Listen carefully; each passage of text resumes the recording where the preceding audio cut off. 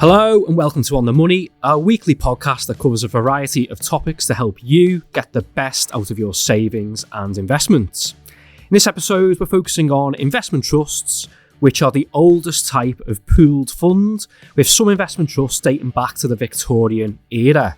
Specifically, what we're going to focus on is the news that a US activist investor called Saba Capital is attempting to oust the boards of 7 investment trusts in which it is the largest shareholder. Saba wants to replace the boards with 2 new directors, which it has hand-picked. Now, due to the amount that it owns in these 7 investment trusts, which is between 19% and 29% in each, Saba has been able to call for meetings to take place. Under the rules, if you have a stake of above 10%, then you can requisition meetings. There are 2 proposals on the table. The first is to remove all current directors of the trusts, and the second is to appoint new, highly qualified candidates to replace them. So each voting item will require more than 50% of the votes cast to get the green light. We'll later on in this podcast be explaining how interactive investor customers can cast their votes. So of the 7 trusts, 3 are managed by Baillie Gifford, and they are Edinburgh Worldwide, Keystone Positive Change, and Baillie Gifford US Growth. 2 are managed by Janus Henderson, which are the European Smaller Companies Trust and Henderson Opportunities. And the remaining 2 that are being targeted are CQS, Natural Resources Growth and Income, and Herald. Now, this move by Saba has sent shockwaves through the whole investment trust industry. Now, while there has been some activist investors circling this industry in the past, which Alliance Trust can testify to, as it's had some activist investors as shareholders over the years, there has not been an activist investor that has targeted multiple investment trusts at the same time. Now, depends on whether this activist investor is successful. There could be other investment trusts targeted by Saba, as it owns stakes in other investment trusts, 18 others according to analyst Numis. Now, there's a lot of ground to cover in this podcast, and we're going to try and cover it as much of it as we can. And the way we're going to cover it is to simply report on it by getting across the information to report on both sides of the argument. We're not going to be stating any personal views, and we're going to be completely neutral.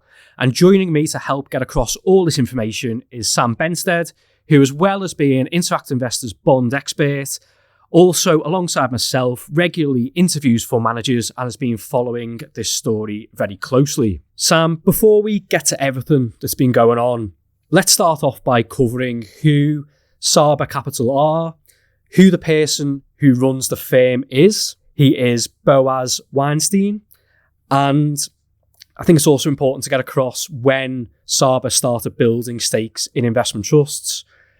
However, before we even get to those points, Sam, let's take a step back. Could you firstly explain what an activist investor is? Yeah, I think that's a brilliant place to start. So an activist investor is an investor who uses their stake in a business, and in this case, it's an investment trust, but it's a listed vehicle, so they can acquire shares in it. And they use their stake to try and change things to unlock value. Sometimes this can be in the form of pushing leadership out and appointing an ally, or it can be about pushing for a business change or selling off a part of the company. But in this case, it's about unlocking value by narrowing the discounts on the investment trusts, because that is an opportunity that Saba and Boaz have identified. But who are Saba? So Saba Capital is a New York-based investment group run by Mr. Weinstein.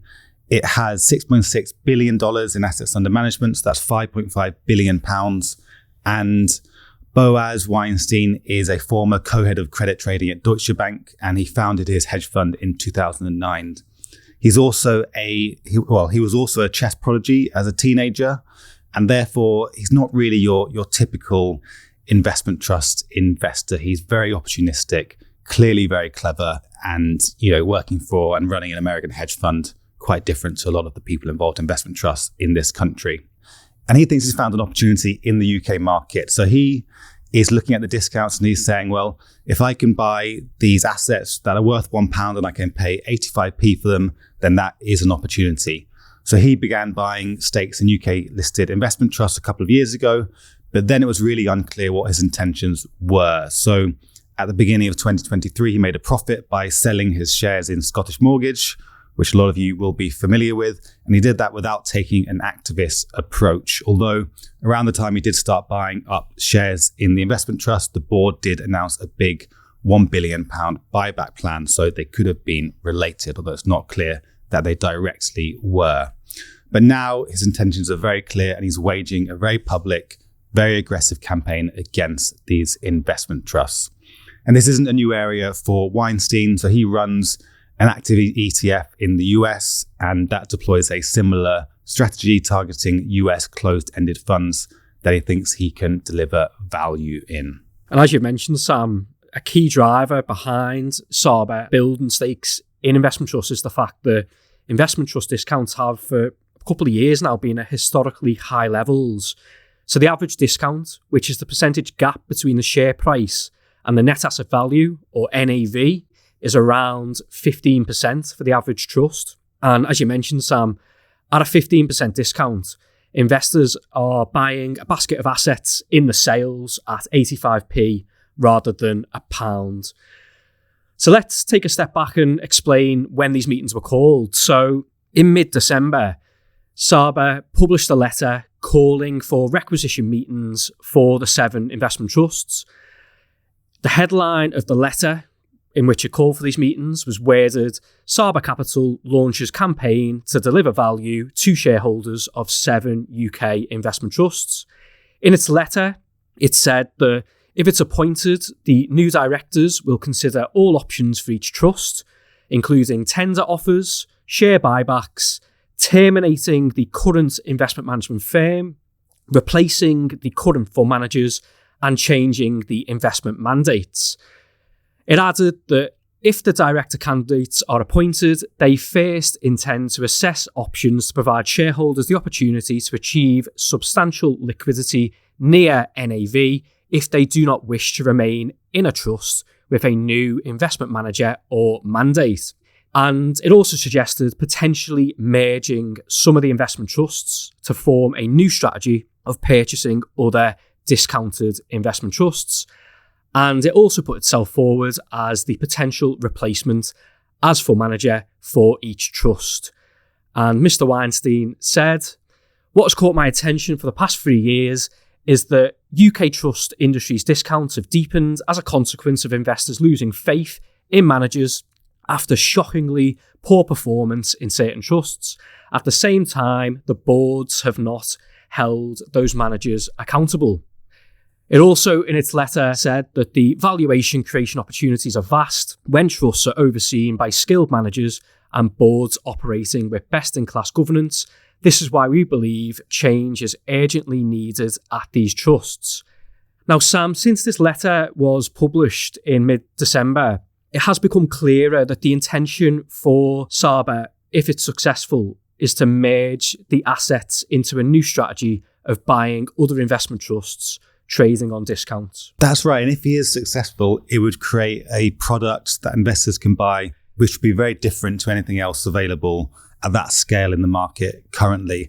I think that's the key thing for shareholders to get their heads around. If Saba wins, then it will change how the funds are managed. And instead of owning, for example, in Edinburgh Worldwide, small cap, innovative shares, or in likes of Herald's UK, smaller technology companies, you're going to be investing alongside Weinstein in a hedge fund style strategy, which is going to be very vocal and it's going to be looking at discounted trusts to try and find value there.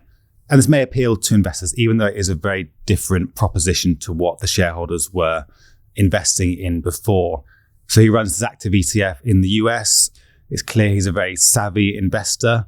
But for those who still back the story from Baillie Gifford or Herald and are actually willing to look past the short-term underperformance and still believe in the long-term potential of the strategy, then you probably won't agree with the proposed changes and are likely to vote against Saba. And there's also the question of what will happen to the unlisted assets, which on the one hand may take a while to sell. And there's also a few, there's SpaceX in there, which is the crown jewel really. And that's been held in Baillie Gifford US Growth Trust and Edinburgh Worldwide. So Weinstein has said he may hold on to this, but has given no guarantees. And in terms of the discounts the investment trusts were trading on, many of the 7 trusts have seen their discounts narrow over the past couple of months. And Saba says that this is down to the fact that it's been building up its stake in these trusts. And in total, it's invested 1.5 billion. Yeah, and it's hard to argue that he was the reason for these discounts closing. He's labelled himself as a white knight. He says that he's one of the few buyers of UK assets, and he's probably right to say that. So he's been buying while other large and small investors have been selling UK investment trusts, but also UK equities generally. So this has led to the discounts narrowing on this trust. And he's actually, in a veiled threat, I would say, has said if he fails to vote and then exits the sector, then it may lead to discounts appearing again. So this is what he said on that topic. Without such buyer demand or the prospect of active steps being taken to improve returns to shareholders, there is a risk of the trust share price falling and discounts widening again if Saba is unsuccessful in our pursuit to reconstitute the boards of the 7 trusts. And in terms of performance, most, although not all, of the 7 trusts Saba has requisitioned meetings for have, over the past 3 years, produced disappointing performance versus similar trusts or a comparable index in terms of both their share price, total returns, and the performance of the underlying investments, the NAV. Yeah, so it's been a really bad few years for most of these investment trusts, and Saba predictably has been very keen to highlight the poor performance and actually put himself forward as a better fund manager than those currently on the trusts. Just to pick out a few data points. So in terms of the relative performance to the benchmark, Baillie Gifford US Growth Trust, according to Saba, with data going to the middle of December, is the worst relative performer, underperforming the S&P 500 on a total shareholder return basis by 53 percentage points.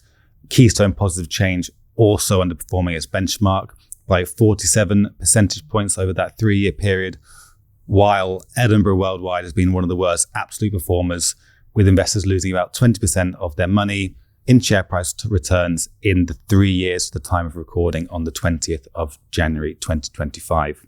On Edinburgh Worldwide, Weinstein said, "I want to do a forensic analysis of how it is possible that you lost so much money in a rising market." So fighting talk indeed.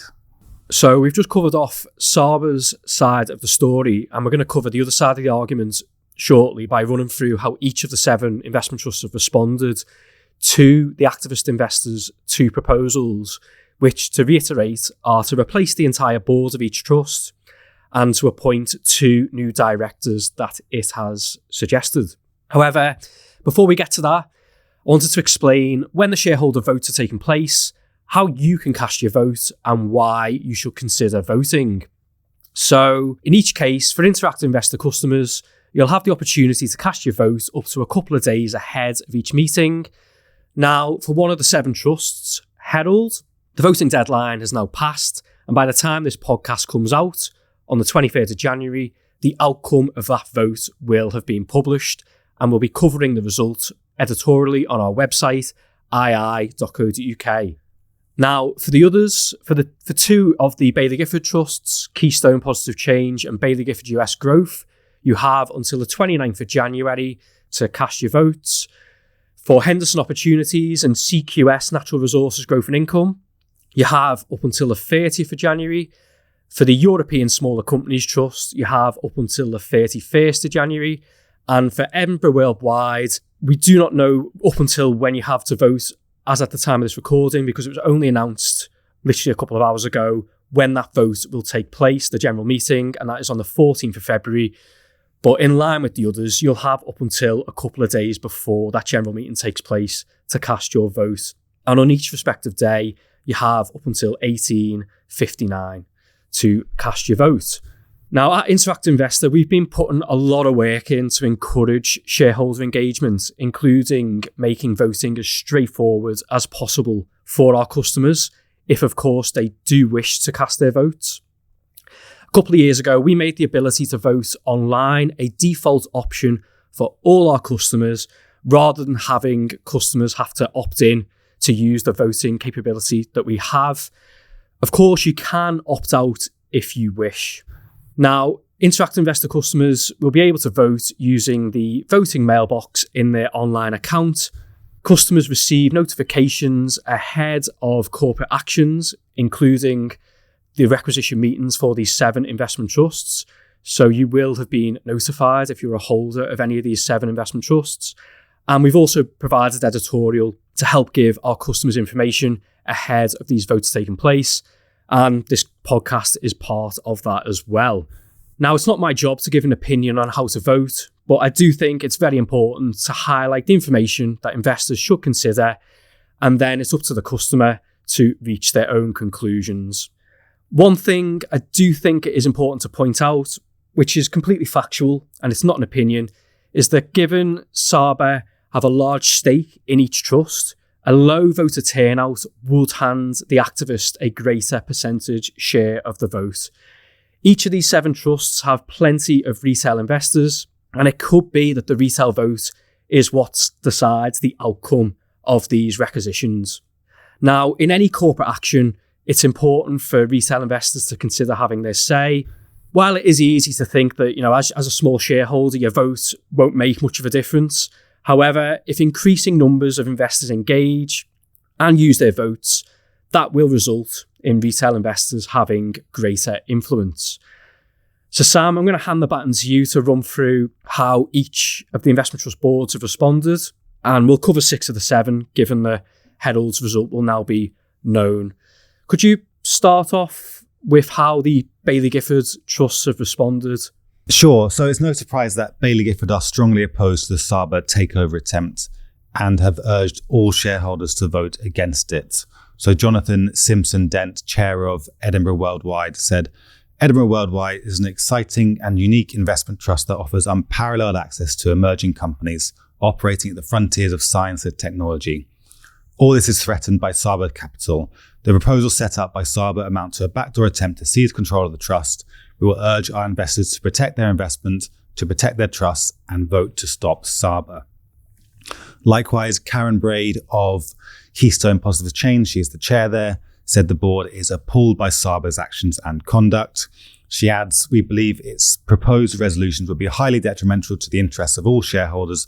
Be under no illusion, we believe this US hedge fund manager is acting opportunistically, seeking to seize control of the board without a controlling shareholding to pursue its own agenda.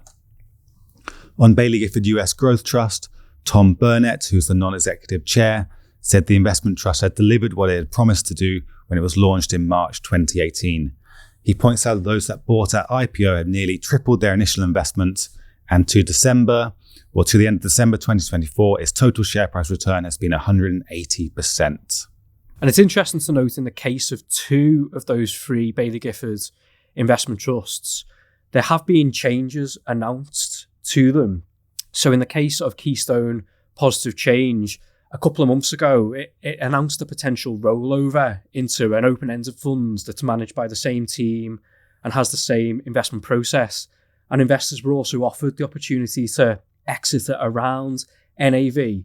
And in the case of Edinburgh Worldwide, it recently announced that it'll have a couple of new managers on the team to support the existing lead manager, who's Douglas Brody. And it also announced that it will reduce the number of holdings to make it a bit more concentrated than it is at the moment. So let's move on to the 2 Janus Henderson investment trusts. How did the respective boards respond? So the European Smaller Companies Trust refuted Saba's claim that it had underperformed and said, the independent board and investment manager, Janus Henderson Investors, have delivered both long-term NAV and share price total returns outperforming both the company's peer group and its benchmark. It supplied figures showing that both its share price total return and NAV total return were ahead of the benchmark over multiple time periods. Over 5 years, its share price total return is 63% and NAV total return is 51.6%, which is against the benchmark return of 27%. So outperforming there. And then the other Janus Henderson managed investment trust has announced plans to wind up the company, giving its shareholders the option to sell at NAV or to roll over their investment into the open-ended Janus Henderson UK Equity Income and Growth Fund, which is run in a similar way. Its board points out that Saba Capital has not guaranteed a cash exit for existing shareholders should it take control, unlike the full cash exit at NAV, which it is now offering. And finally, I'll cover off CQS, Natural Resources Growth and Income. So this is a specialist energy and mining investment trust. It defended its long-term performance. It pointed out that since October 2015, under its current fund managers, it's delivered 220% in total return share price terms. Christopher Casey, independent non-executive chair of the company, said, Saba's proposals are without merit, introduce new and significant risk to your investment and are not in the best interest of all shareholders. Their claims of the company's underperformance are misleading.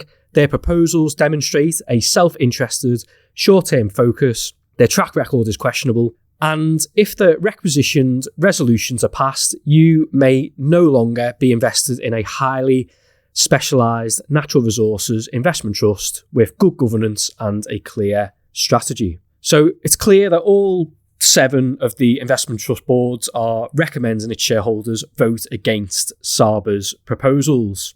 Now, following those responses from the respective investment trust boards, Saba did a webinar. Sam, you listened into it. Could you talk us through the main points that were made? So Boaz Weinstein spoke for about 90 minutes, putting forward his case to investors to vote for his proposals. One of the key points he made was that UK investment trusts have performed very poorly over the last 3 years, and these discounts have become ingrained rather than being a short-term market event. And he said this was taking money out of the pockets of mom and pop investors, whereas he was the white knight who had stepped in to close the discounts and realize value for regular investors. He said his plan should improve shareholder value by offering liquidity events to address the NAV discounts, replacing the managers and refocusing the trust mandates to realize scale benefits and synergies. It's clear that he is the reason for discounts narrowing, and he made a good point that the Baillie Gifford Trust that he has not bought large stakes in and is not campaigning for a takeover on are still on wide discounts, whereas the ones he does own have traded close to NAV over recent weeks. He also touted his record of delivering value by investing in other discount investment trusts via his active ETF CEFS in the US, which has delivered a 40% gain over the past 3 years. He compares this to Herald, which has underperformed its benchmark and posted a 9.7% NAV loss over the last 3 years. To quote Boaz Weinstein, he said, "As the largest shareholder, Saba's interests are aligned with the entire shareholder base." What he's arguing is that as a shareholder, you're aligned with him as they also want to see the share prices of these trusts rise too. So just to summarize the plan, if he was successful, near term, he said he wants to offer liquidity events for shareholders to get it out at NAV or near NAV if they'd like to. Then he wants to appoint new boards. Then over the medium to long term, he wants to appoint new managers, which I think are very likely to be Saba itself, and then use the trust vehicle that he creates to target more discounted trust opportunities. So we've covered both sides of the argument. I mean, I think following digesting both sides, I think the things for investors to think about ahead of casting their vote is, you've already mentioned this, Sam, it's a case of deciding whether you want the status quo to continue, whether you want the investment trust to carry on having the same strategy and same fund manager, or whether you would like the investment trust to change, as ultimately it will change if Saba is successful.